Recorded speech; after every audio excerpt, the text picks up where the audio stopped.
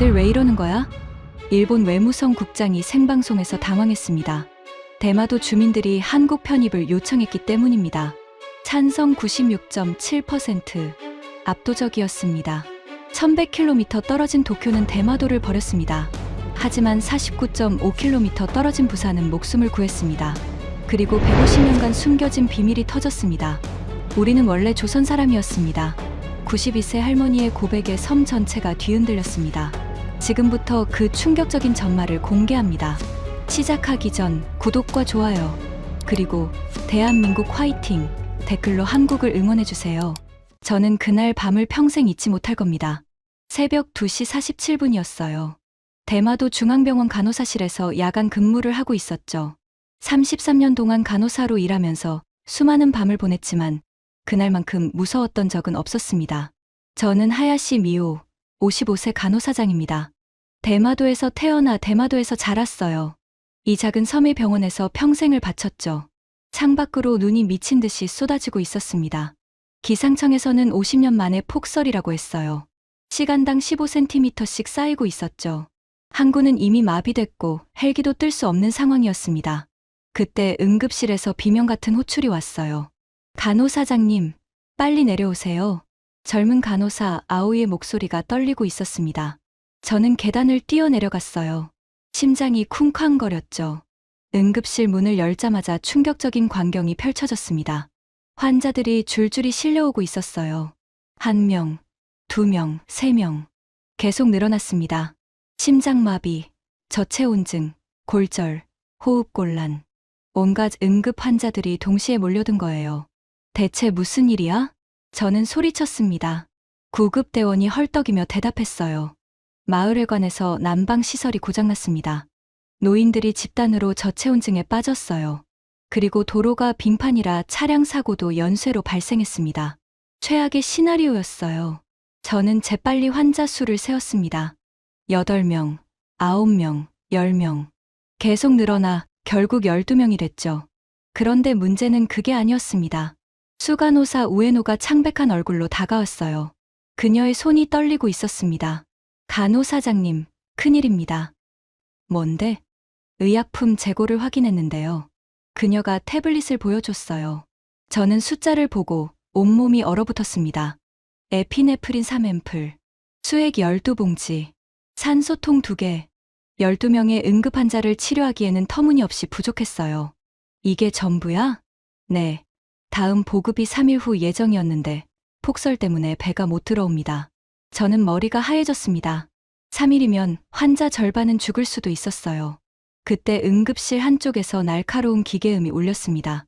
심장 모니터 경고음이었죠. 78세 할머니의 심장이 멈춘 거예요. 제세 동기. 저는 달려갔습니다. 가슴 압박을 시작했어요. 1, 2, 3, 4점, 땀이 등을 타고 흘러내렸습니다. 충전 완료. 전기 충격. 할머니의 몸이 튀어올랐어요. 심장 박동이 돌아왔습니다. 하지만 이건 시작에 불과했죠. 옆 침대에서 8살 소녀가 숨을 헐떡이고 있었어요. 천식 발작이었습니다. 그런데 흡입기가 떨어진 상태였죠. 엄마, 숨이 안 쉬어져요. 소녀 하나의 눈에 공포가 가득했습니다. 어머니가 울부짖었어요. 제발 우리 딸 좀 살려주세요. 저는 이를 악물었습니다. 임시 방편으로 네뷸라이저를 연결했어요. 하지만 약이 부족해서 효과가 얼마나 갈지 알 수 없었죠. 그 순간 또 다른 비명이 터졌습니다. 출혈이 멈추질 않아요. 교통사고 환자의 다리에서 피가 콸콸 쏟아지고 있었어요. 동맥이 손상된 게 분명했습니다. 수술이 필요한 상황이었죠. 하지만 우리 병원에는 외과 전문의가 없었어요. 대마도 전체의 의사가 겨우 7명뿐이었거든요. 그것도 대부분 내과와 가정의학과였죠. 저는 시계를 봤습니다. 새벽 3시 15분. 환자들의 상태는 악화되고 있었고 의약품은 바닥나고 있었어요. 119에 연락했어? 했습니다. 하지만 헬기가 못 뜬대요. 시야가 50m도 안 된다고요. 해경은 파도가 5m래요. 배도 못 나간답니다. 사방이 막힌 거예요. 대마도는 완전히 고립됐습니다. 저는 창밖을 봤어요. 눈보라가 미친 듯이 휘몰아치고 있었습니다. 저 바다 건너 어딘가에 도움의 손길이 있을 텐데. 하지만 지금 이 순간 우리는 세상에서 버림받은 섬이었어요. 그때 젊은 의사 스즈키 선생이 다가왔습니다. 그의 얼굴에 절망이 가득했어요. 간호사장님, 이대로 가면 새벽까지 버티기 힘듭니다. 최소한 수액이랑 산소가 더 필요해요. 알아요. 도쿄 본부에 연락해보는 게 어떨까요? 긴급 지원 요청하면 뭔가 방법이 있지 않을까요? 도쿄. 그 말에 저는 쓴웃음이 났습니다. 1100km나 떨어진 도쿄가 우리를 도와줄 수 있을까요? 하지만 다른 방법이 없었어요. 저는 고개를 끄덕였습니다. 연락해봐요. 뭐라도 해야죠. 스즈키 의사가 급히 전화기를 들었습니다. 저는 다시 환자들에게로 향했어요. 8살 소녀 마나의 산소 포화도가 85%까지 떨어져 있었습니다. 정상 수치는 95% 이상이에요. 시간이 없었죠. 마나짱, 힘내야 해. 알겠지? 저는 소녀의 손을 잡았습니다. 작고 차가운 손이었어요. 소녀가 고개를 끄덕였지만 눈에는 두려움이 가득했죠. 그 순간 응급실 문이 벌컥 열렸습니다. 구급대원이 또 한 명의 환자를 데리고 들어왔어요. 92세 여성 환자입니다. 심근경색 의심. 저는 환자의 얼굴을 보고 심장이 멈추는 줄 알았습니다. 할머니였어요. 제 친할머니 토미코. 할머니! 저는 달려갔습니다. 할머니의 얼굴이 창백했어요. 입술이 파랗게 질려 있었죠. 심장 모니터를 연결하자 불규칙한 박동이 화면에 나타났습니다. 니트로글리세린. 마지막 한 알입니다. 마지막 한 알. 저는 떨리는 손으로 할머니의 혀 밑에 약을 넣었어요. 할머니, 정신 차리세요. 저 미호예요. 할머니가 희미하게 눈을 떴습니다. 그리고 제 손을 꼭 잡았어요. 미호야, 듣거라. 말씀하지 마세요. 힘 아끼셔야 해요.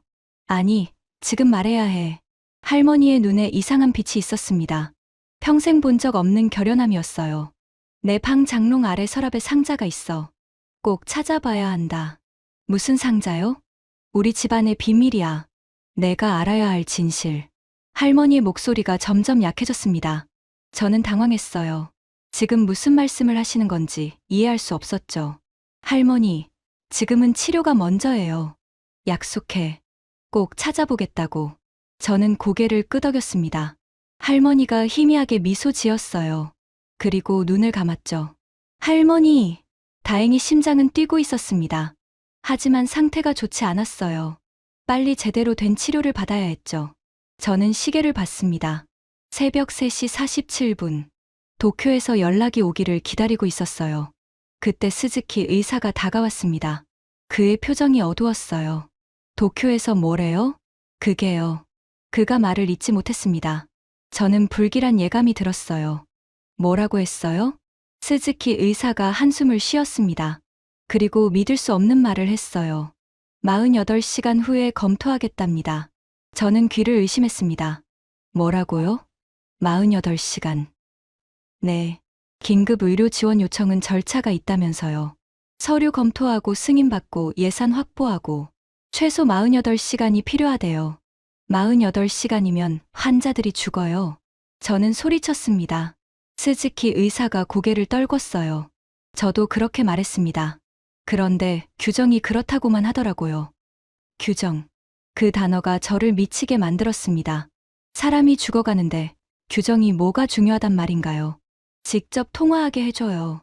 저는 전화기를 받았습니다. 도쿄 후생노동성 재난의료과 담당자 이시카와와 연결됐어요. 여보세요. 저는 대마도 중앙병원 간호사장 하야시입니다. 네, 상황은 들었습니다. 젊은 남자 목소리였어요. 관료적인 차가움이 느껴졌죠. 지금 응급 환자가 12명입니다. 의약품이 바닥났어요. 최소한 에피네프린하고 수액, 산소만이라도 긴급 공수해주세요. 하야시 씨, 기분은 이해합니다. 하지만 절차가 있어요. 절차요? 지금 사람이 죽어가고 있다고요. 긴급 의료 지원은 시장이나 현지사의 공식 요청이 있어야 합니다. 그 다음 재난 등급 판정을 받고 예산 승인을 받아야 하죠. 이게 법이에요. 저는 이가 갈렸습니다. 손에 힘이 들어갔어요. 그 절차 밟는 동안 환자들이 죽으면 어쩔 건데요? 하야시 씨, 목소리 좀 낮춰주세요. 저도 규정 안에서 최선을 다하고 있습니다. 최선이요? 48시간 기다리라는 게 최선이에요. 대마도는 나가사키현 소속입니다. 먼저 현청에 연락하세요. 현청이 요청하면 저희도 움직일 수 있어요. 관료주의의 끝판왕이었습니다. 저는 분노를 삼키며 물었어요. 현청 연락처 알려주실 수 있나요? 업무 시간은 오전 9시부터입니다. 지금 새벽 4시잖아요. 5시간을 기다리라고요? 긴급 연락망이 있긴 한데 제가 직접 드리기는 곤란합니다. 정보 보호 규정이 있거든요. 저는 전화기를 내려놓고 싶었습니다. 이 사람들은 대체 뭘로 만들어진 걸까요? 알겠습니다.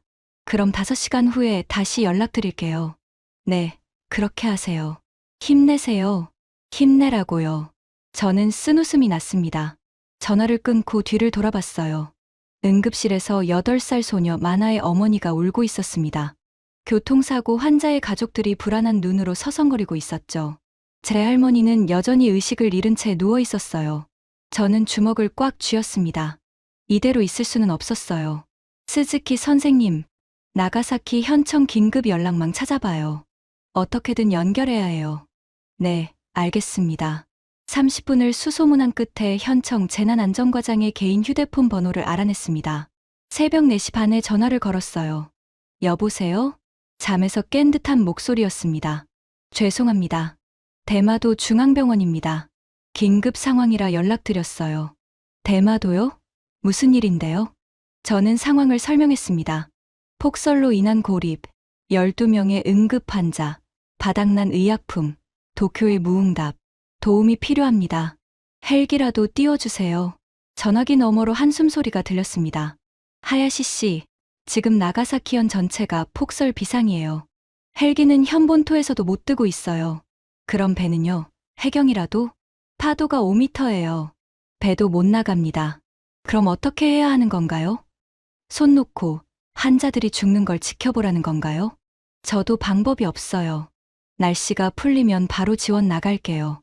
날씨가 풀리려면 이틀은 걸린다고 했어요. 알아요. 하지만 저희도 어쩔 수가 없습니다. 저는 이를 악물었습니다. 분노와 절망이 뒤섞였어요. 대마도는 일본 땅이 아닌가요? 왜 일본 정부가 일본 국민을 버리는 거예요? 전화기 너머에서 침묵이 흘렀습니다. 5초, 10초. 대답이 없었어요. 여보세요? 하야시 씨, 저도 마음이 아파요. 하지만 현실적으로 지금 당장은 방법이 없습니다. 죄송합니다. 전화가 끊겼습니다. 저는 멍하니 서 있었어요. 도쿄에서 대마도까지 1100km, 나가사키에서 대마도까지 130km. 그 어디에서도 도움은 오지 않았습니다. 그때 응급실에서 또 경고음이 울렸어요. 78세 할머니의 심장이 다시 불안정해진 거예요. 간호사장님, 저는 달려갔습니다. 응급 처치를 하면서 시계를 봤어요. 새벽 5시. 해가 뜨려면 아직 2시간이 남았죠. 그 2시간이 영원처럼 느껴졌습니다. 아침 7시가 됐을 때 상황은 더 악화되어 있었어요. 산소통이 완전히 바닥났습니다. 8살 소녀 마나의 산소 포화도가 80%까지 떨어졌어요. 엄마, 무서워요. 마나가 울먹였습니다. 어머니가 소녀를 꼭 안았어요. 괜찮아, 마나. 엄마가 있잖아. 의사 선생님들이 꼭 고쳐줄 거야. 하지만 의사들의 표정은 어두웠습니다. 스즈키 의사가 저를 불렀어요. 간호사장님, 솔직히 말씀드릴게요. 이대로 가면 오늘 안에 최소 3명은 위험합니다. 알아요. 뭔가 방법이 없을까요? 아무거라도요. 저는 창밖을 봤습니다. 눈은 조금 약해졌지만 여전히 바다는 거칠었어요. 하늘도 잔뜩 흐려 있었죠. 그때 문득 한 가지 생각이 스쳤습니다.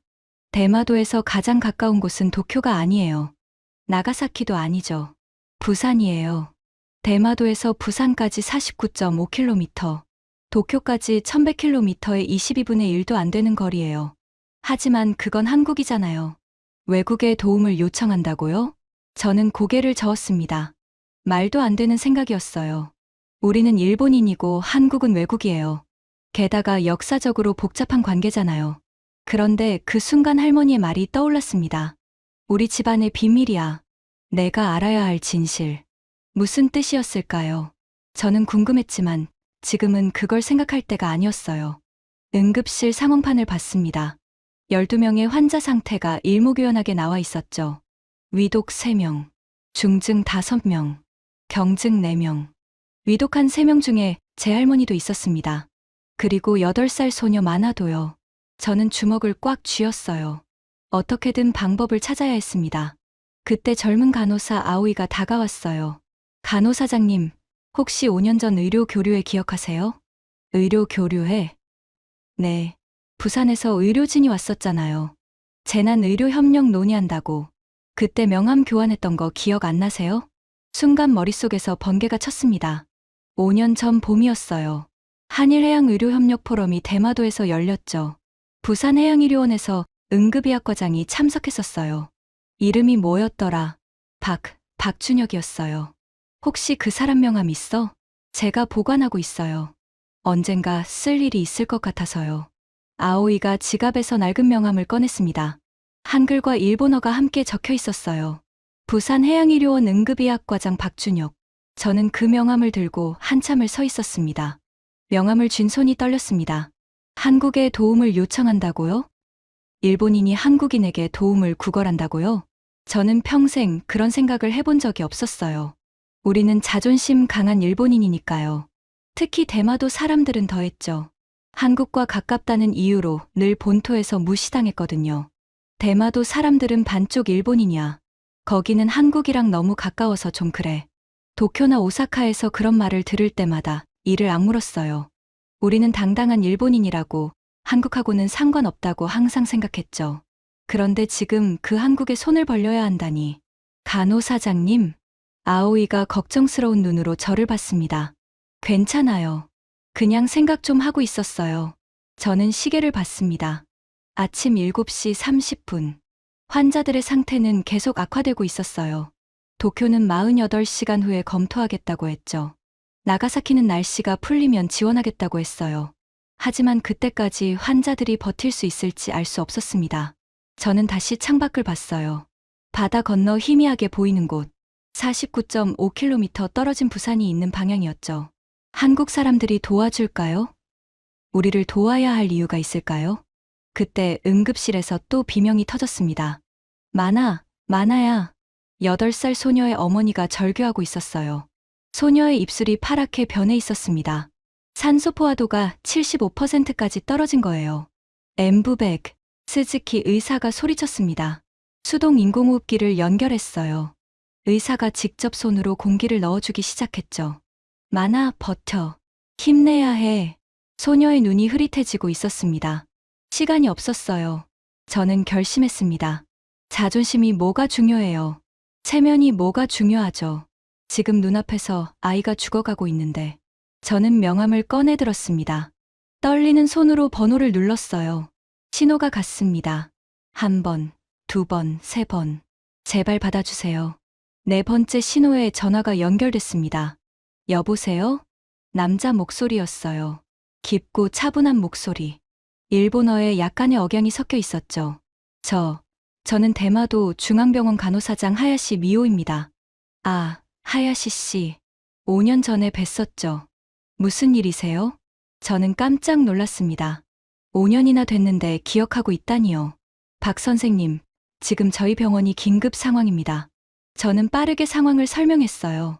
폭설로 인한 고립, 12명의 응급 환자, 바닥난 의약품, 도쿄와 나가사키의 무응답, 지금 8살 아이가 죽어가고 있어요.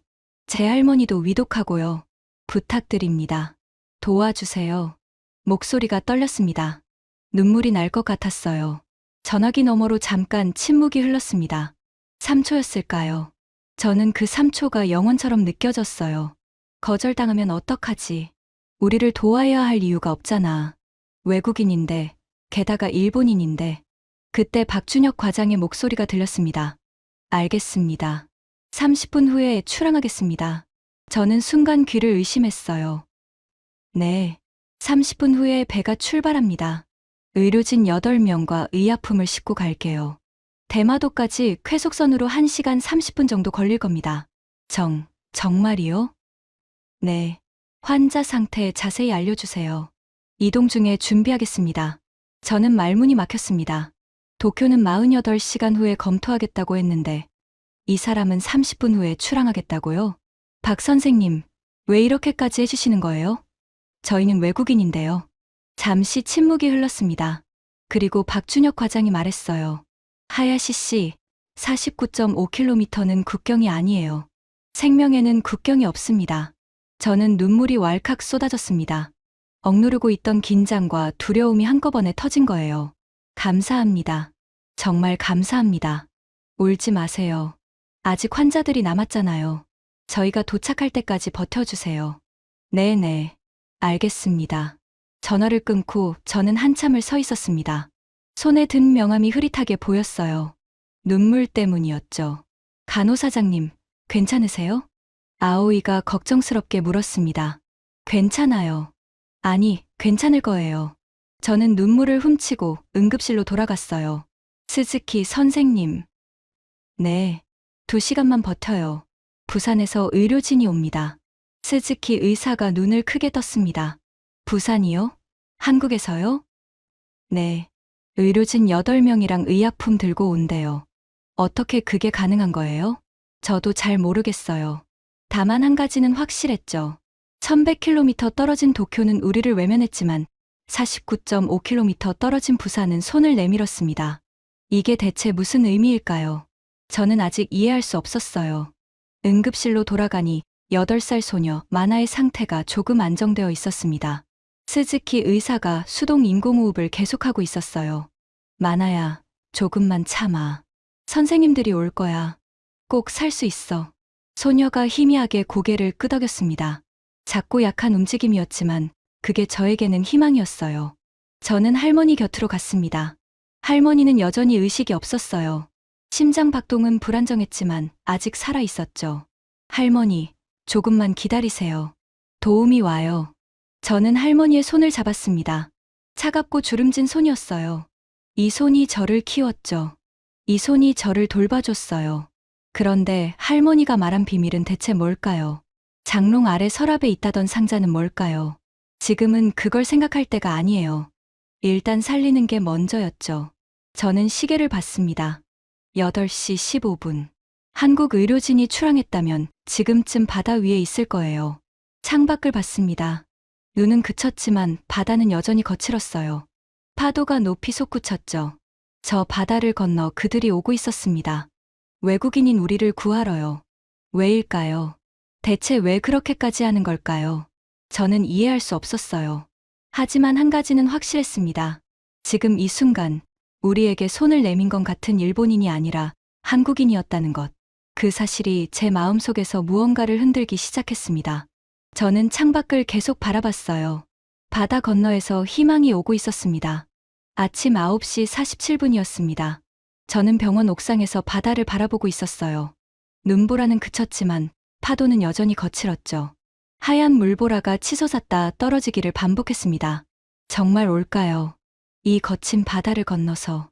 그때 수평선에서 작은 점이 나타났습니다. 처음에는 눈의 착각인 줄 알았어요. 하지만 그 점은 점점 커졌죠. 배였습니다. 저는 심장이 멈추는 줄 알았어요. 정말로 온 거예요. 간호사장님, 항구에 배가 들어옵니다. 아오이가 헐떡이며 올라왔습니다. 저는 계단을 뛰어내려갔어요. 병원에서 항구까지 500m. 평소 같으면 5분이면 갈 거리였지만 눈이 쌓여서 10분이 걸렸습니다. 발이 푹푹 빠졌어요. 하지만 멈출 수 없었죠. 항구에 도착했을 때 이미 사람들이 모여 있었습니다. 대마도 주민들이었어요. 소문이 퍼진 거죠. 한국에서 의료진이 온다면서요? 진짜예요? 이 날씨에? 웅성거리는 소리가 들렸습니다. 저는 부두 끝으로 달려갔어요. 배가 점점 가까워졌습니다. 하얀 선체에 빨간 십자가가 그려져 있었어요. 의료 지원선이었죠. 그런데 배 옆면에 커다란 글씨가 보였습니다. 한글이었어요. 부산 해양의료원.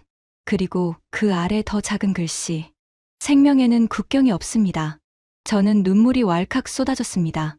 아까 박준혁 과장이 전화로 했던 말이었어요. 배가 부두에 접안했습니다. 갑판에서 사람들이 내리기 시작했어요. 하얀 방호복을 입은 의료진이었습니다. 8명. 약속대로였죠. 맨 앞에 선 남자가 손을 흔들었습니다. 키가 크고 단단해 보이는 체격이었어요. 마스크 위로 따뜻한 눈빛이 보였죠. 하야시 씨, 박준혁 과장이었습니다. 저는 달려갔어요. 박 선생님, 정말 오셨어요. 약속했잖아요.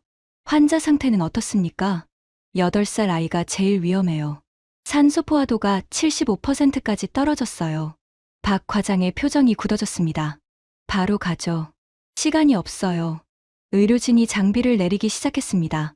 산소통, 수액, 의약품 박스들이 줄줄이 나왔어요. 엄청난 양이었죠. 이게 전부예요? 일단 급한 대로 가져왔어요. 추가 물자는 오후에 한 번 더 보내기로 했습니다. 저는 할 말을 잃었습니다. 도쿄는 48시간 후에 검토하겠다고 했는데 이 사람들은 2시간 만에 의약품까지 들고 바다를 건너온 거예요. 감사합니다. 정말 감사합니다. 감사는 나중에 하시고요. 일단 환자부터 봅시다. 박 과장이 앞장섰습니다. 의료진이 장비를 들고 뒤따랐어요. 저는 그들을 안내했죠. 그런데 병원으로 가는 길에 이상한 광경이 펼쳐졌습니다. 대마도 주민들이 길가에 늘어서 있었어요. 노인들, 아이들, 어부들. 모두 한국 의료진을 바라보고 있었죠. 그리고 하나둘 고개를 숙이기 시작했습니다. 감사합니다. 정말 고맙습니다. 우리를 구해주러 와주셔서. 박준혁 과장이 멈춰 섰습니다. 그의 눈이 촉촉해졌어요. 아닙니다. 당연히 해야 할 일을 하는 겁니다. 그가 주민들에게 고개를 숙여 인사했습니다. 일본어가 유창했어요. 빨리 환자분들 치료해 드릴게요. 걱정하지 마세요. 병원에 도착하자마자 박 과장이 응급실로 뛰어들어갔습니다. 8살 소녀 마나의 침대로 직행했어요. 산소 포화도 확인. 73%입니다. 산소 마스크 교체, 기관지 확장제 준비. 한국 의료진이 일사불란하게 움직였습니다. 마치 오래 훈련한 팀처럼 척척 호흡이 맞았어요. 스즈키 의사가 놀란 표정으로 바라봤습니다. 저분들 대체 어디서 온 거예요? 부산 해양의료원이요. 해상 응급 전문팀이래요. 실력이 장난 아닌데요. 저도 같은 생각이었어요. 33년 동안 간호사로 일했지만 이렇게 빠르고 정확한 응급 처치는 처음 봤습니다. 10분 후 마나의 산소 포화도가 85%로 올라갔어요. 20분 후에는 92%까지 회복됐죠. 엄마, 숨 쉬기 편해졌어요. 마나가 희미하게 웃었습니다. 어머니가 울음을 터뜨렸어요. 감사합니다. 정말 감사합니다. 어머니가 박준혁 과장에게 무릎을 꿇으려 했습니다. 박 과장이 황급히 말렸어요. 이러시면 안 됩니다. 아직 치료가 끝난 게 아니에요. 안심하기엔 일러요. 하지만 그의 눈에도 안도감이 보였습니다. 박 과장이 다음 환자에게로 향했어요. 동맥 출혈 환자였습니다. 수술이 필요합니다. 수술실 준비해 주세요. 저희 병원에 외과 전문의가 없어요. 제가 할게요. 혈관외과 전문의예요. 저는 또 놀랐습니다. 응급의학과장인데 혈관외과까지 할 수 있다니. 원래는 혈관외과 전공이었어요. 응급의학은 나중에 추가로 공부한 거죠. 박 과장이 설명했습니다. 왜요? 응급의학만 해도 충분할 텐데. 바다에서는 전문의를 기다릴 시간이 없어요. 해양의료원에서 일하려면 여러 과목을 다 할 줄 알아야 해요. 그의 말에 저는 고개를 끄덕였습니다. 대마도와 비슷한 상황이구나. 멀리 떨어진 섬에서는 혼자서 다 해야 하니까. 수술이 시작됐습니다. 박 과장이 집도하고 한국 의료진이 보조했어요. 2시간 반의 대수술이었죠. 저는 수술실 밖에서 기다렸습니다. 손에 땀이 났어요. 드디어 수술실 문이 열렸습니다. 박준혁 과장이 나왔어요. 마스크를 내리자 피곤하지만 밝은 표정이 보였죠. 성공입니다. 동맥을 봉합했어요. 재활은 필요하겠지만 생명에는 지장 없습니다. 환자 가족들이 환호했습니다. 저도 안도의 한숨을 내쉬었어요. 하지만 아직 남은 환자들이 있었습니다. 78세 심장마비 할머니, 저체온증 환자 5명, 그리고 제 할머니. 다음 환자 봅시다. 박 과장이 쉴 틈 없이 움직였습니다.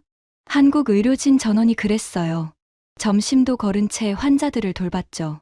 오후 3시가 됐을 때 12명의 환자 중 11명이 안정을 찾았습니다. 마지막 1명이 남았어요. 제 할머니였습니다.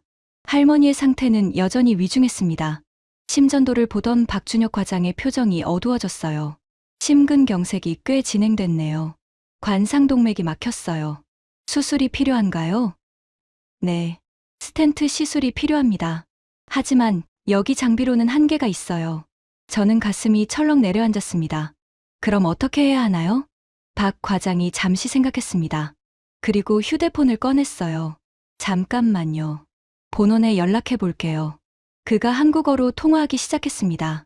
저는 알아들을 수 없었지만 표정으로 대강 짐작할 수 있었어요. 통화가 끝나자 박 과장이 말했습니다. 오후 5시에 추가 장비가 옵니다. 시술용 카테터랑 스텐트를 가져온대요. 정말요? 네. 그때까지 할머니 상태를 안정시켜놔야 해요. 한국 의료진이 할머니 주변에 모였습니다. 혈압 안정제, 항응고제, 산소 공급, 할 수 있는 모든 처치를 했어요. 저는 할머니 손을 잡고 있었습니다. 할머니, 조금만 버티세요. 한국에서 좋은 의사 선생님들이 왔어요.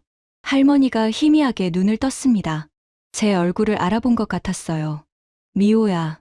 네, 할머니. 저 여기 있어요. 상자는 찾았니? 할머니가 또 그 말을 했습니다. 장롱 아래 서랍의 상자. 아직 못 찾았어요. 지금은 치료가 먼저예요. 아니, 꼭 찾아봐야 해. 내가 알아야 할 게 있어. 할머니의 눈에 절박함이 있었습니다. 평소에 할머니답지 않았어요. 알겠어요. 찾아볼게요. 하지만 할머니가 나으셔야 해요. 약속해요. 할머니가 희미하게 미소 지었습니다. 그리고 다시 눈을 감았죠. 오후 5시 약속대로 부산에서 추가 의료선이 도착했습니다. 시술 장비와 추가 의약품이 실려 있었어요. 박준혁 과장이 수술 준비를 시작했습니다. 92세 고령이라 위험 부담이 있어요. 하지만 시술하지 않으면 더 위험합니다. 알겠습니다. 부탁드려요. 저는 고개를 숙였습니다. 박 과장이 제 어깨를 가볍게 두드렸어요. 최선을 다할게요. 믿어주세요. 수술실 문이 닫혔습니다. 저는 복도에 앉아 기다렸어요. 1시간이 지났습니다. 2시간이 지났죠. 시계 초침 소리가 너무 크게 들렸어요. 그때 스즈키 의사가 커피를 들고 왔습니다. 드세요. 간호사장님도 지쳤잖아요. 고마워요. 저는 커피를 받았지만 마시지 못했습니다. 목이 막혀서요. 한국 의료진 대단하네요. 스즈키 의사가 말했습니다. 네, 정말 그래요. 왜 저렇게까지 해주는 걸까요? 외국인인 저희를 위해서. 저도 같은 생각이었어요. 왜일까요? 대체 왜? 저도 모르겠어요. 하지만 고마운 건 확실해요. 2시간 30분이 지났을 때 수술실 문이 열렸습니다. 박준혁 과장이 나왔어요. 땀에 젖은 얼굴이었지만 표정은 밝았습니다. 성공입니다. 저는 주저앉을 뻔했어요. 다리에 힘이 풀렸거든요. 정말요? 네. 막힌 혈관에 스텐트를 넣었어요. 혈류가 정상으로 돌아왔습니다. 92세 고령치고는 회복력이 좋으세요. 저는 눈물이 터졌습니다. 억누르고 있던 긴장이 한꺼번에 풀린 거예요. 감사합니다. 정말 감사합니다. 저는 박 과장에게 깊이 고개를 숙였습니다. 그가 황급히 말렸어요. 이러시면 안 됩니다. 저도 의사로서 당연히 해야 할 일을 한 겁니다. 당연한 게 아니에요. 도쿄는 48시간 기다리라고 했어요. 나가사키도 못 온다고 했고요. 그런데 선생님은 바다를 건너 오셨잖아요. 박 과장이 잠시 침묵했습니다. 그리고 조용히 말했어요. 하야시 씨, 저도 대마도가 부산에서 얼마나 가까운지 처음 알았을 때 놀랐어요. 네, 49.5km예요. 부산에서 울산까지 거리랑 비슷해요. 같은 나라 도시 사이 거리랑요. 저는 그 말에 묘한 기분이 들었습니다. 어릴 때부터 항상 일본 본토만 바라봤어요. 도쿄, 오사카, 나가사키. 거기가 우리나라니까요. 하지만 지금 와서 생각하면 부산이 훨씬 가까웠네요. 박 과장이 고개를 끄덕였습니다. 지리적 거리랑 심리적 거리는 다르니까요. 하지만 생명 앞에서는 어떤 거리도 문제가 안 돼요. 그의 말이 마음에 깊이 남았습니다. 할머니가 회복실로 옮겨졌습니다. 저는 할머니 곁에 앉았어요. 할머니, 수술 잘 끝났어요. 이제 괜찮을 거예요. 할머니가 눈을 떴습니다. 아까보다 훨씬 맑은 눈빛이었어요. 미호야, 상자를 찾아라. 지금 당장. 할머니가 제 손을 꼭 잡았습니다. 놀라울 정도로 강한 힘이었어요. 할머니, 지금은 쉬셔야 해요. 아니, 지금이야. 한국 사람들이 와 있을 때 알아야 해. 우리 집안의 진실을. 할머니의 눈에 눈물이 고였습니다. 92년 인생에서 처음 보는 표정이었어요. 알겠어요. 찾아올게요. 저는 일어섰습니다. 그리고 할머니 집으로 향했어요. 할머니 집은 병원에서 10분 거리에 있었습니다. 오래된 일본식 목조 가옥이었어요. 할머니가 신혼 때부터 살던 집이죠. 70년이 넘었습니다. 저는 현관문을 열었습니다. 차가운 공기가 밀려왔어요. 난방이 꺼진 지 오래된 것 같았죠. 거실을 지나 안방으로 들어갔습니다. 할머니의 방이었어요. 오래된 장롱이 벽에 붙어 있었죠. 장롱 아래 서랍. 할머니가 말한 곳이었습니다. 저는 서랍을 열었어요. 낡은 천 조각들, 오래된 사진들, 그리고 맨 아래에 나무 상자가 있었습니다. 손바닥 크기의 작은 상자였어요. 먼지가 뽀얗게 쌓여 있었죠. 오랫동안 열지 않은 것 같았습니다. 저는 조심스럽게 상자를 꺼냈어요. 뚜껑을 열었죠. 안에는 누런 종이 몇 장이 접혀 있었습니다. 아주 오래된 종이였어요. 만지면 부서질 것 같았죠. 저는 조심스럽게 종이를 펼쳤습니다. 한자가 빼곡히 적혀 있었어요. 하지만 일본 한자가 아니었습니다. 배열이 달랐어요. 그리고 종이 한쪽에 도장이 찍혀 있었습니다. 빨간 도장. 저는 그 글자를 읽으려고 했지만 알 수 없었어요. 옛날 한자 같았거든요. 상자 안에 또 다른 것이 있었습니다. 작은 비녀 하나. 은으로 만든 것 같았어요. 끝에 꽃 장식이 달려 있었죠. 그리고 종이 한 장이 더 있었습니다. 이건 좀 더 최근 것 같았어요. 할머니 필체였죠. 저는 그 종이를 읽었습니다. 미호에게. 이 상자는 우리 집안 대대로 내려온 것이다. 증조할머니가 할머니에게, 할머니가 나에게, 나는 너에게 물려준다. 이 종이는 호적이다. 조선시대 호적. 우리 집안이 원래 어디 사람인지 적혀 있다. 미호야, 우리는 원래 일본인이 아니었다. 대마도가 조선 땅이었을 때 우리 조상은 조선 사람이었다. 150년 전 일본이 대마도를 가져갔을 때 우리 조상은 일본 이름으로 바꿔야 했다. 조선인이라는 걸 들키면 죽었으니까. 이 비밀을 나는 평생 숨기고 살았다. 하지만 이제 더는 숨기고 싶지 않다. 내가 진실을 알아야 할 때가 올 거다. 그때 이 상자를 열어라. 사랑하는 손녀에게. 할머니 토미코가. 저는 종이를 든 채 얼어붙었습니다. 우리가 조선 사람이었다고요? 일본인이 아니었다고요? 머리가 하얘졌어요. 55년 동안 믿어왔던 모든 게 흔들리는 느낌이었습니다. 저는 일본인이에요. 일본에서 태어나고 일본 교육을 받았어요. 일본어를 쓰고 일본 음식을 먹고 일본 문화 속에서 살았죠. 그런데 원래는 조선 사람이었다고요? 저는 다시 오래된 종이를 봤습니다. 조선시대 호적이라고 할머니가 썼어요. 하지만 저는 한자를 잘 읽지 못했어요. 일본 한자는 알지만 옛날 한자는 달랐거든요. 이걸 누군가에게 보여줘야 했습니다. 읽을 수 있는 누군가에게. 그때 한 사람이 떠올랐어요. 박준혁 과장. 한국 사람이라면 이 글자를 읽을 수 있지 않을까요? 저는 상자를 들고 병원으로 돌아갔습니다. 박 과장은 의료진 휴게실에서 잠깐 쉬고 있었어요. 저를 보자 일어섰습니다. 할머니 상태가 안 좋으세요? 아니요. 할머니는 괜찮아요. 다른 일로 왔어요. 저는 주저했습니다. 이걸 보여줘도 될까요? 외국인에게 집안 비밀을. 하지만 할머니가 말했잖아요. 한국 사람들이 와 있을 때 알아야 한다고. 이거 좀 봐주실 수 있을까요? 저는 상자에서 오래된 종이를 꺼냈습니다. 박 과장에게 건넸어요. 그가 종이를 받아들었습니다.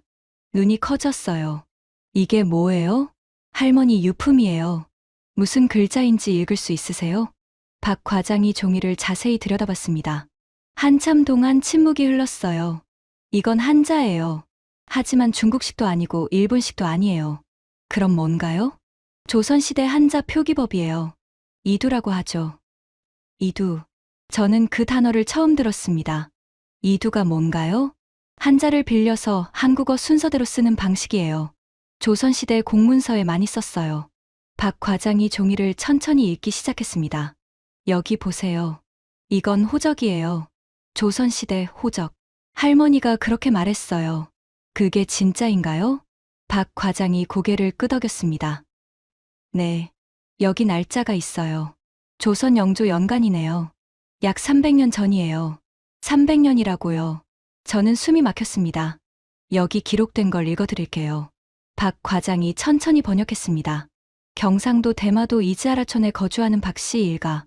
호주 박성춘, 저 김씨, 자녀 3남이녀. 저는 귀를 의심했어요. 박씨요? 한국 성이잖아요. 네. 조선시대의 대마도 주민들은 대부분 조선인이었어요. 아니, 정확히 말하면 대마도 자체가 조선 영토였죠. 대마도가 조선 땅이었다고요? 저는 믿을 수 없었습니다. 우리가 배운 역사에는 그런 내용이 없었거든요. 일본 역사에는 안 나올 거예요. 하지만 한국 역사 기록에는 명확히 나와요. 조선 왕조실록, 세종실록, 신증동국여 지승남. 전부 대마도를 경상도 소속 섬으로 기록했어요. 박 과장이 휴대폰을 꺼냈습니다. 뭔가를 검색하더니 제게 보여줬어요. 여기 보세요. 세종실록 지리지예요. 대마도는 경상도 계림에 속한다고 적혀 있어요. 화면에 한자와 한글이 함께 나왔습니다. 저는 한글은 읽을 수 없었지만 한자는 대강 알 수 있었어요. 对马岛属庆尚道 지린. 대마도는 경상도 계림에 속한다. 저는 머리가 멍해졌습니다. 그럼 우리 조상은 정말 조선 사람이었어요? 이 호적이 진짜라면 그렇죠. 박씨 일가가 하야시 가문으로 바뀐 거예요.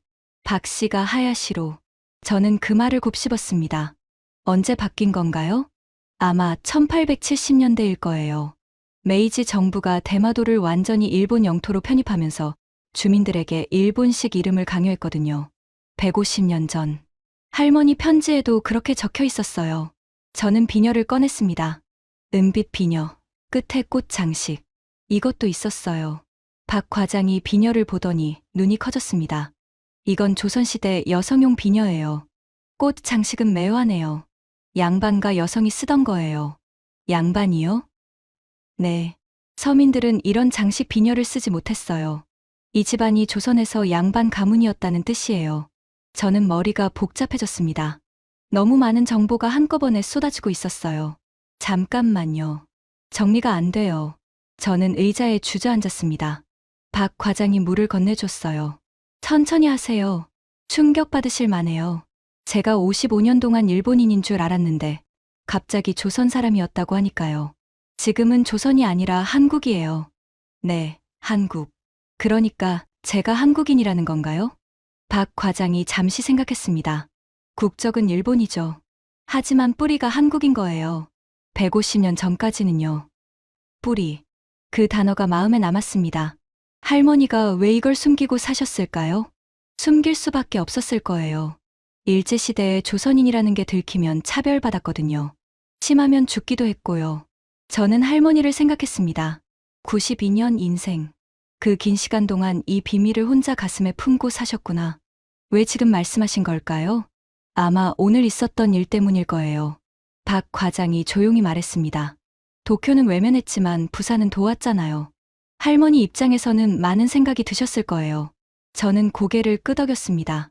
그 말이 맞는 것 같았어요. 그때 문이 열렸습니다. 스즈키 의사가 들어왔어요. 간호사장님, 할머니가 깨셨어요. 부르세요. 저는 상자를 들고 일어났습니다. 할머니에게 가야 했어요. 할머니는 침대에 반쯤 일어나 앉아 계셨습니다. 수술 후라 안색은 여전히 창백했지만 눈빛은 맑았어요. 저를 보자 희미하게 웃으셨죠. 찾았구나. 네, 할머니. 찾았어요. 저는 침대 옆에 앉았습니다. 상자를 할머니에게 보여드렸어요. 한국 의사 선생님이 읽어주셨어요. 이게 조선시대 호적이라고요. 할머니가 고개를 끄덕였습니다. 그래, 우리 집안 호적이야. 300년 된 거지. 우리가 정말 조선 사람이었어요? 그래, 원래 성이 박씨였어. 하야씨가 아니라. 저는 한참 말을 잇지 못했습니다. 할머니가 제 손을 잡았어요. 미호야, 내가 왜 평생 이걸 숨겼는지 알아? 모르겠어요. 두려웠어. 일본인들이 우리를 어떻게 볼지 두려웠어. 조선인이라고 하면 차별받을까봐. 할머니의 눈에 눈물이 고였습니다. 내 어머니, 그러니까 내 증조할머니가 항상 그러셨어. 절대 이 비밀을 발설하지 마라. 들키면 큰일 난다고. 증조할머니도 알고 계셨어요? 그럼. 대대로 내려온 비밀이야. 하지만 나는 이제 더 숨기고 싶지 않아. 할머니가 제 손을 꼭 잡았습니다. 오늘 한국 사람들이 우리를 구해줬어. 일본 정부가 버렸을 때 한국이 손을 내밀었어. 그걸 보면서 많은 생각이 들더라. 무슨 생각이요? 150년 전에 우리 조상이 왜 숨어야 했는지, 왜 자기 뿌리를 부정해야 했는지, 그게 과연 옳은 일이었는지. 할머니의 목소리가 떨렸습니다. 미호야, 난 92년을 살았어. 그중 대부분을 거짓말하며 살았어. 일본인인 척하면서. 하지만 이제 죽기 전에 진실을 말하고 싶어. 할머니, 죽는다는 말씀 하지 마세요. 아니, 들어. 중요한 얘기야. 할머니가 제 눈을 똑바로 봤습니다. 대마도는 원래 조선 땅이었어. 우리 조상은 조선 사람이었고, 일본이 150년 전에 빼앗긴 거야. 빼앗겼다고요? 그래. 메이지 정부가 강제로 편입했어. 주민들한테 동의도 안 받고. 저는 충격을 받았습니다. 학교에서 배운 역사에는 그런 내용이 없었거든요. 정말이에요? 진짜야. 내 할아버지, 그러니까 내 고조할아버지가 그때 살아계셨어. 직접 겪으신 분이야. 할머니가 천천히 이야기를 시작했습니다. 1870년 어느 날, 일본 군인들이 대마도에 들어왔어. 그리고 선언했지. 오늘부터 대마도는 일본 영토라고. 주민들은요? 아무도 원하지 않았어. 우리는 조선 사람이었으니까. 하지만 총칼 앞에서 뭘 할 수 있었겠어. 할머니의 눈에서 눈물이 흘렀습니다. 주민들은 일본 이름을 강요받았어. 일본어를 쓰라고 강요받았고, 조선어를 쓰면 벌을 받았어. 조선인이라고 하면 죽임을 당하기도 했고. 그래서 다들 숨긴 거예요? 그래. 살아남으려면 숨겨야 했어.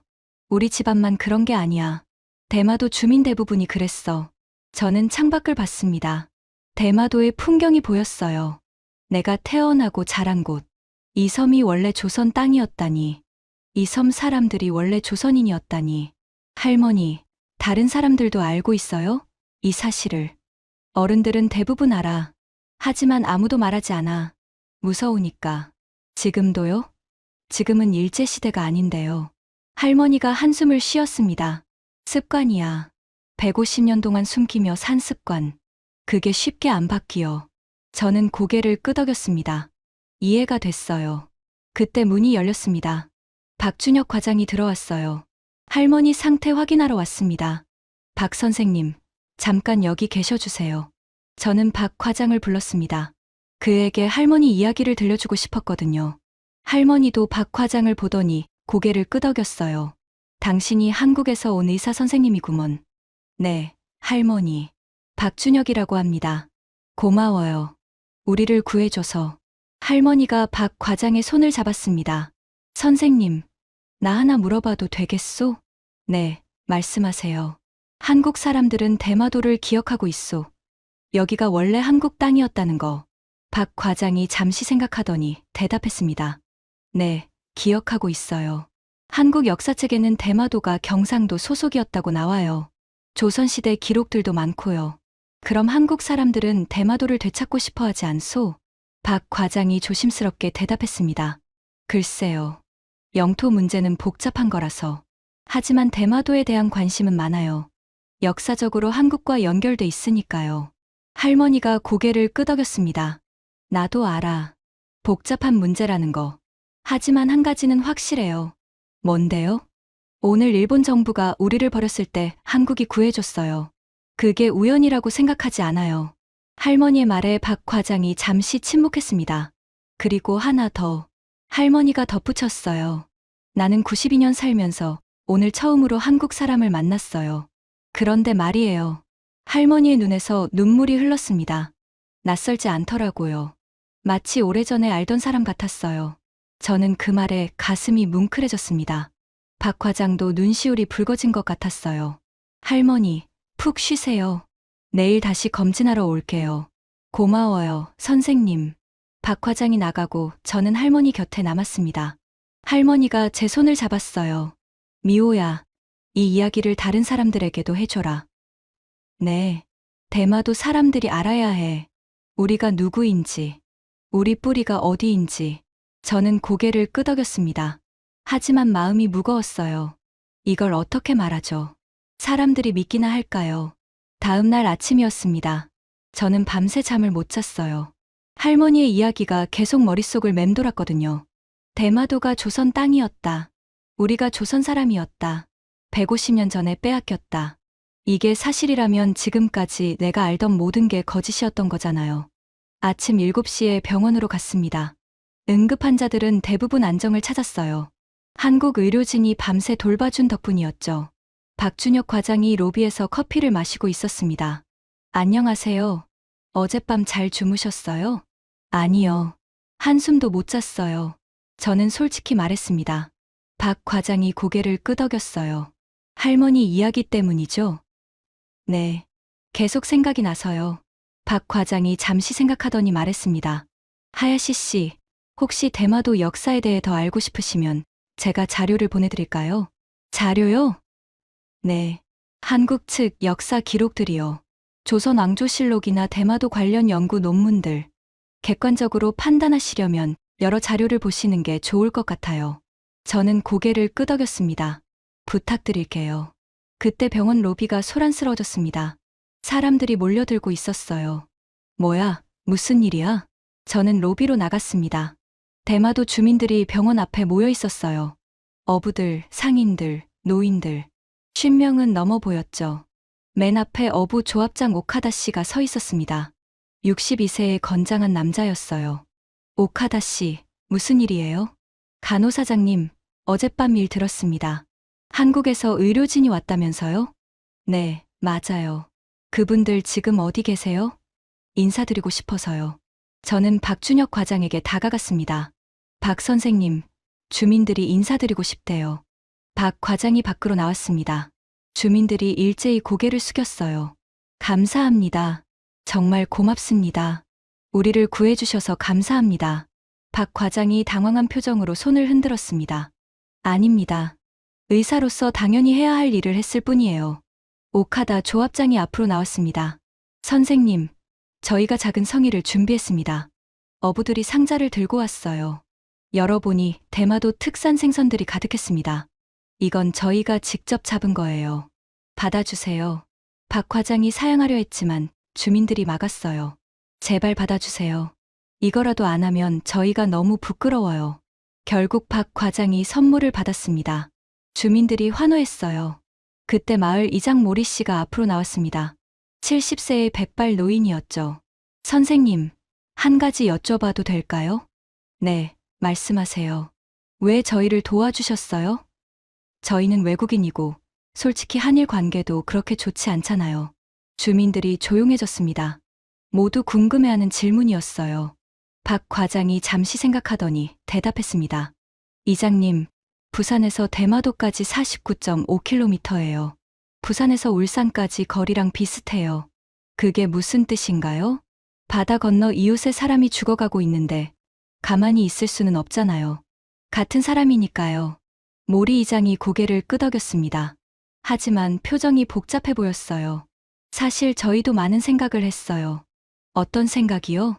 도쿄는 1100km나 떨어져 있어요. 그래서 저희를 외면했죠. 하지만 부산은 50km도 안 되는데 달려와 주셨어요. 모리 이장의 눈에 눈물이 고였습니다. 저희가 과연 누구의 이웃인지 생각하게 됐어요. 그 말에 주민들 사이에서 웅성거림이 일었습니다. 맞아. 나도 그 생각했어. 도쿄는 너무 멀어. 우리한테 관심도 없고 부산이 훨씬 가깝잖아. 저는 그 대화를 듣다가 결심했습니다. 할머니가 말했잖아요. 사람들에게 이야기해 주라고. 여러분, 잠깐 들어주세요. 저는 목소리를 높였습니다. 주민들이 저를 봤어요. 저도 어젯밤에 많은 생각을 했어요. 그리고 할머니한테 들은 이야기가 있어요. 무슨 이야기요? 우리 대마도의 역사에 대한 이야기예요. 저는 심호흡을 했습니다. 그리고 말을 이었어요. 여러분, 대마도가 원래 어느 나라 땅이었는지 아세요? 침묵이 흘렀습니다. 서로 눈치를 보는 것 같았어요. 그때 89세 노인 히라노 씨가 앞으로 나왔습니다. 나도 알아. 우리 아버지한테 들었으니까. 뭘 아신다는 거예요? 대마도가 원래 조선 땅이었다는 거. 우리 조상이 조선 사람이었다는 거. 주민들 사이에서 술렁임이 일었습니다. 히라노 씨, 그게 무슨 말이에요? 사실이야. 150년 전에 일본이 빼앗긴 거야. 우리 조상은 일본 이름을 강요받았고 78세 노인 가토 씨도 나왔습니다. 나도 알아. 우리 어머니가 돌아가시기 전에 말씀하셨어. 우리 원래 성이 김 씨였다고. 나도 우리 집안 원래 성이 이 씨였대. 우리는 최 씨였어. 여기저기서 목소리가 터져 나왔습니다. 숨기고 있던 비밀들이 쏟아지고 있었어요. 저는 놀랐습니다. 이렇게 많은 사람들이 알고 있었다니. 모리 이장이 무거운 목소리로 말했습니다. 사실 나도 알고 있었어. 하지만 말하면 안 된다고 배웠지. 일본인으로 살아야 한다고. 이장님도요? 그래. 우리 집안 원래 성은 박씨야. 300년 전부터 대마도에서 살았지. 저는 할머니 이야기가 떠올랐습니다. 우리 집안 성도 박씨였어요. 우리가 같은 성이었네요. 아마 친척이었을 수도 있어. 대마도가 작은 섬이니까 주민들 사이에서 웅성거림이 커졌습니다. 그럼 우리가 전부 조선 사람 후손이라는 거야? 일본인이 아니었다고? 150년 동안 속았던 거야? 분위기가 술렁거렸습니다. 충격과 혼란이 뒤섞인 것 같았어요. 그때 박준혁 과장이 조심스럽게 말했습니다. 여러분, 잠깐 들어주세요. 주민들이 조용해졌습니다. 저는 역사학자가 아니라 의사예요. 영토 문제나 역사 문제에 대해서는 잘 모릅니다. 그가 주민들을 둘러봤습니다. 하지만 한 가지는 말씀드릴 수 있어요. 뭔데요? 여러분이 어느 나라 사람이든 어떤 뿌리를 가졌든 여러분은 소중한 생명이에요. 그건 변하지 않아요. 박 과장의 말에 주민들이 숙연해졌습니다. 어젯밤 저희는 외국인을 구하러 온 게 아니에요. 아픈 이웃을 구하러 온 거예요. 49.5km 바다 건너 이웃을요. 저는 그 말에 눈물이 났습니다. 오카다 조합장이 물었습니다. 선생님, 우리가 앞으로 어떻게 해야 할까요? 이 사실을 어떻게 받아들여야 하죠? 박 과장이 잠시 생각하더니 대답했습니다. 그건 여러분이 결정하실 문제예요. 저는 의사일 뿐이니까요. 그가 덧붙였습니다. 다만 한 가지는 확실해요. 진실을 숨기고 사는 것보다 진실을 알고 사는 게 낫다는 거. 주민들이 서로를 바라봤습니다. 무언의 대화가 오가는 것 같았어요. 모리 이장이 입을 열었습니다. 오늘 저녁에 마을 회의를 하자. 어른들이 다 모여서 이야기하는 게 좋겠어. 주민들이 고개를 끄덕였습니다. 저는 박 과장을 바라봤습니다. 그가 희미하게 미소 지었어요. 무언가 큰 변화가 시작되고 있었습니다. 150년 동안 잠자던 진실이 깨어나고 있었어요. 그날 저녁 7시, 대마도 중앙회관에 사람들이 모였습니다. 평소 마을 행사 때나 쓰는 회관이었어요. 500명 정도 들어가는 곳인데 그날은 꽉 찼습니다. 밖에도 사람들이 줄을 섰죠. 저는 앞줄에 앉았습니다. 옆에 할머니가 휠체어에 앉아 계셨어요. 수술 후라 무리하시면 안 됐지만 꼭 참석하겠다고 하셨죠. 할머니, 괜찮으세요? 괜찮아. 이 순간을 놓칠 순 없어. 할머니의 눈이 빛나고 있었습니다. 92년 인생에서 가장 중요한 날인 것 같았어요. 모리 이장이 단상에 올랐습니다. 마이크를 잡자 회관이 조용해졌어요. 여러분, 오늘 모인 이유는 다들 아실 겁니다. 이장의 목소리가 떨렸습니다. 어제 일어난 일들, 한국 의료진이 우리를 구해준 일, 그리고 우리가 알게 된 역사적 진실, 이것들에 대해 이야기하려고 합니다. 회관이 술렁거렸습니다. 모두가 긴장하고 있었어요. 먼저 어제 일을 정리하겠습니다. 폭설로 대마도가 고립됐을 때 도쿄는 뭐라고 했습니까? 48시간 기다리라고 했어요. 누군가 외쳤습니다. 나가사키는요? 날씨 풀리면 온다고 했어요. 그래서 어떻게 됐습니까? 한국이 2시간 만에 왔어요. 회관의 함성이 터졌습니다. 모리 이장이 손을 들어 제지했어요. 맞습니다. 1100km 떨어진 도쿄는 우리를 외면했지만 49.5km 떨어진 부산은 달려왔습니다. 이장의 목소리가 높아졌습니다. 이게 뭘 의미하는 걸까요? 우리는 과연 누구의 국민입니까? 침묵이 흘렀습니다. 무거운 침묵이었어요. 89세 이라노 씨가 일어섰습니다. 나는 어렸을 때 아버지한테 들었어요. 우리가 원래 조선 사람이었다고. 대마도가 원래 조선 땅이었다고. 나도 들었어요. 우리 집안도 마찬가지예요. 여기저기서 목소리가 터져나왔습니다. 모리 이장이 말했습니다. 오늘 저녁에 어른들에게 확인했습니다. 대마도 주민 중 70% 이상이 조선계 후손이라는 걸 알고 있었습니다. 하지만 아무도 말하지 않았죠. 두려워서. 회관이 조용해졌습니다. 150년입니다. 150년 동안 우리는 거짓말 속에서 살았어요. 일본인인 척, 조선과는 상관없는 척. 이장의 눈에 눈물이 고였습니다. 하지만 어제 한국 사람들을 보면서 깨달았습니다. 피는 못 속인다는 걸. 49.5km 바다 건너에 우리 진짜 가족이 있었다는 걸. 그때 오카다 조합장이 일어섰습니다. 손에 뭔가를 들고 있었어요. 태극기였습니다. 회관의 술렁임이 일었습니다. 일본 땅에서 태극기를 드는 건 상상도 못했던 일이었거든요. 여러분, 저는 결심했습니다. 오카다 조합장의 목소리가 울렸습니다. 더 이상 거짓말하며 살고 싶지 않습니다. 우리가 누구인지, 우리 뿌리가 어디인지 당당하게 말하고 싶습니다. 그가 태극기를 높이 들었습니다. 대마도는 원래 한국 땅입니다. 우리는 한국인의 후손입니다. 회관이 폭발했습니다. 환호와 박수가 터져 나왔어요. 하지만 반대 의견도 있었습니다. 45세 사업가 노다 씨가 일어섰어요. 잠깐만요. 이건 너무 급진적이에요. 우리는 일본 국민이에요. 갑자기 한국 편이라고 하면 어떻게 됩니까? 맞아요. 현실적으로 생각해야 해요. 몇몇 사람들이 동조했습니다. 모리 이장이 손을 들었어요. 노다 씨 말도 일리가 있습니다. 그래서 오늘 투표를 하려고 합니다. 투표요? 네. 대마도의 미래를 주민들이 직접 결정하자는 겁니다. 회관이 다시 술렁거렸습니다. 무슨 투표인데요? 두 가지 선택지입니다. 첫째, 지금처럼 일본 나가사키현 소속으로 남는다. 둘째, 한국 경상남도 편입을 공식 요청한다. 충격적인 제안이었습니다. 경상남도 편입이라니. 노다 씨가 소리쳤어요. 이건 말도 안 돼요. 법적으로 불가능해요. 불가능하지 않습니다. 모리 이장이 차분하게 대답했어요. 국제법상 주민 자결권이라는 게 있습니다. 주민들이 원하면 소속을 바꿀 수 있어요. 물론 절차가 복잡하겠지만 시작은 할 수 있습니다. 회관이 웅성거렸습니다. 정말 가능해요? 한국이 받아줄까요? 일본 정부가 가만히 있겠어요? 질문이 쏟아졌습니다. 모리 이장이 손을 들었어요. 일단 우리 의사를 표현하는 게 먼저입니다. 나머지는 그 다음에 생각합시다. 그때 제 할머니가 휠체어에서 일어나려 했습니다.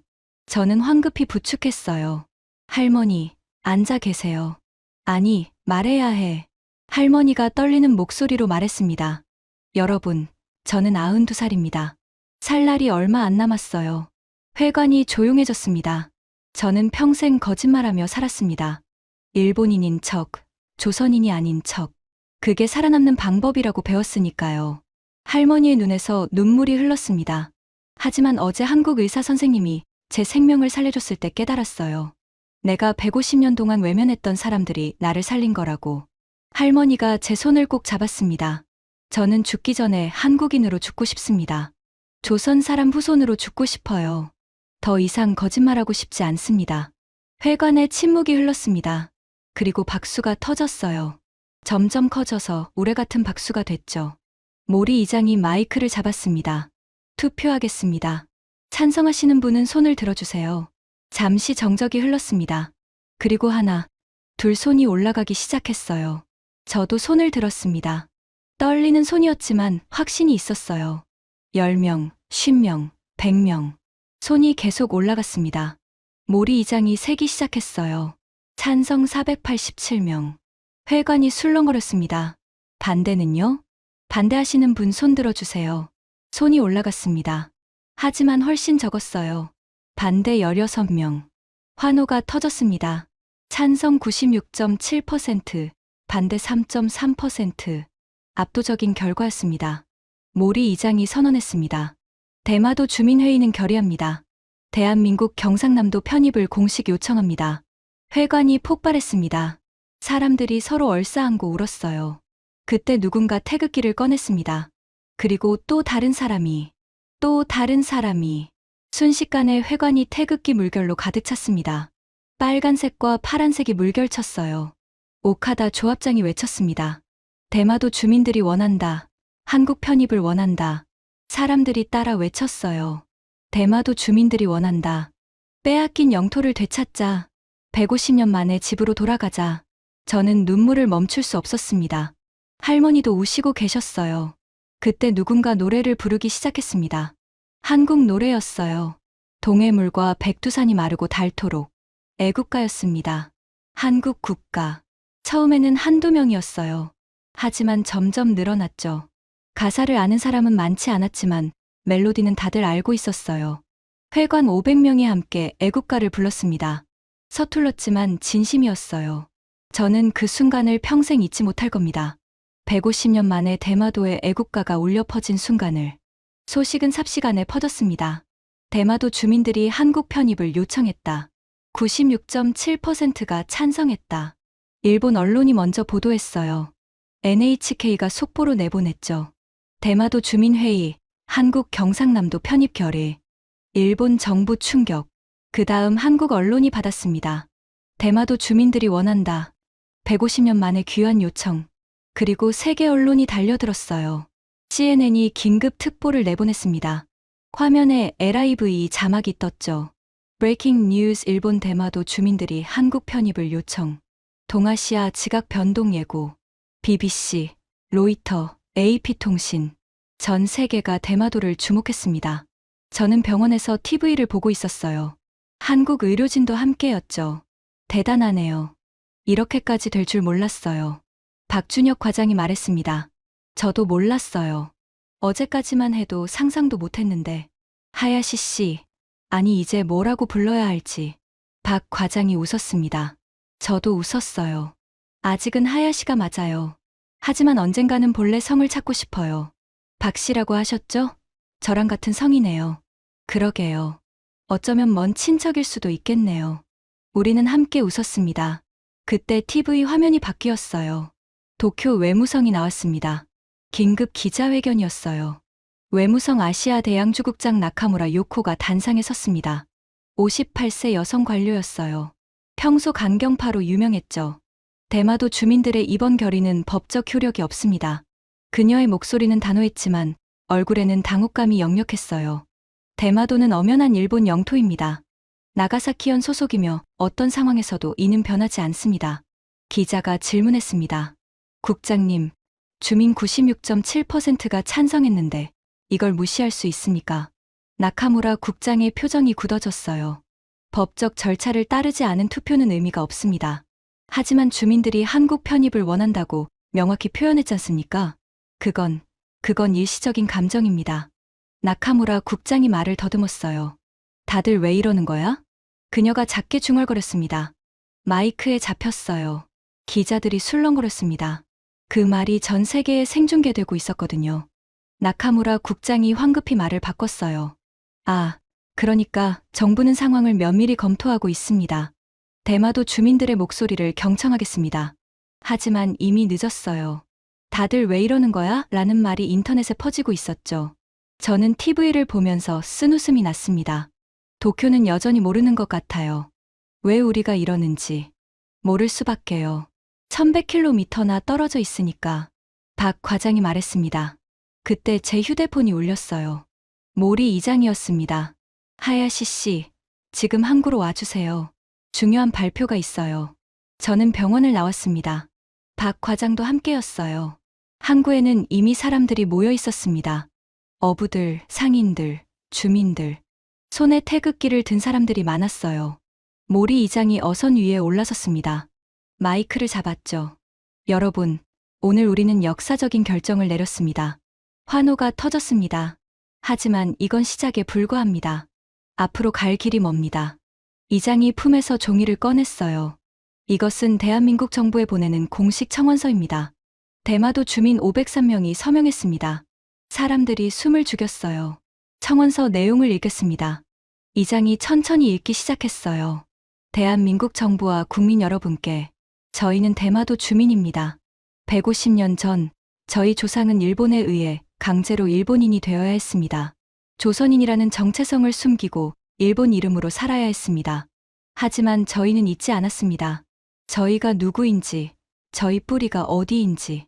며칠 전 폭설로 대마도가 고립됐을 때 일본 정부는 저희를 외면했습니다. 하지만 한국은 바다를 건너 저희를 구해줬습니다. 그 순간 저희는 깨달았습니다.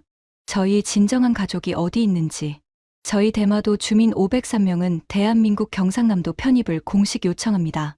150년 만에 집으로 돌아가고 싶습니다. 빼앗긴 영토를 되찾아 주십시오. 대마도 주민 일동. 이장이 청원서를 높이 들었습니다.